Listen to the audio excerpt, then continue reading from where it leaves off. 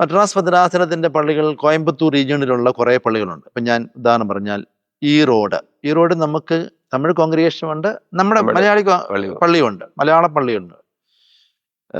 തിരുപ്പൂര്, സേലം, നെയ്വേലി, തൃച്ചി, തിരുവരമ്പൂർ, തൂത്തുക്കുടി, മധുര, ഇങ്ങനെയുള്ള പള്ളികളുടെ ഞാൻ കുറേ, വാൽപ്പാറ, ഇങ്ങനെയുള്ള കുറേ പള്ളികളുടെ പേര് ഞാൻ പറഞ്ഞില്ല. ഇതെല്ലാം കോയമ്പത്തൂർ റീജിയനുള്ള പള്ളികളാണ്. ഈ പള്ളികളിലെല്ലാം ഒരു 15 വർഷം മുമ്പ്, 20 വർഷം മുമ്പ് 100-150 മെമ്പേഴ്സ് ഉണ്ടായിരുന്നു. അതുകൊണ്ടാണ് അവിടെ പള്ളിയായതും പള്ളി കെട്ടിടം നമുക്ക് സ്വന്തമായ സ്ഥലത്ത് പള്ളി കെട്ടിടമായതും.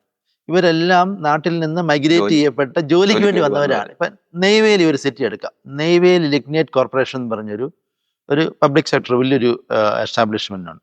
അവിടെ നമ്മുടെ ആൾക്കാർ നാട്ടിൽ ജോലിക്ക് വന്നു. ഇപ്പം ബിലായിൽ ജോലിക്ക് വരുന്ന പോലെ തന്നെ നെയ്വേലിയിലും മധുരയിലും ഒക്കെ അങ്ങനെ പോയവരാണുള്ളത്. അവർക്ക് മക്കൾ, അവരാരും അവിടെ നിൽക്കുന്നില്ല. അവരുടെ മക്കളെല്ലാം വിദ്യാഭ്യാസത്തിന് വേണ്ടി മറ്റ് സിറ്റികളിലേക്ക് പോയി, ജോലിക്ക് വേണ്ടി ഇന്ത്യക്ക് പുറത്തേക്കും പോയി. അവരാരും തിരിച്ച് ഇപ്പം മധുരയിലേക്കോ നെയ്വേലിയിലേക്കോ തൃച്ചിയിലേക്കോ ഒന്നും പോകുന്നില്ല.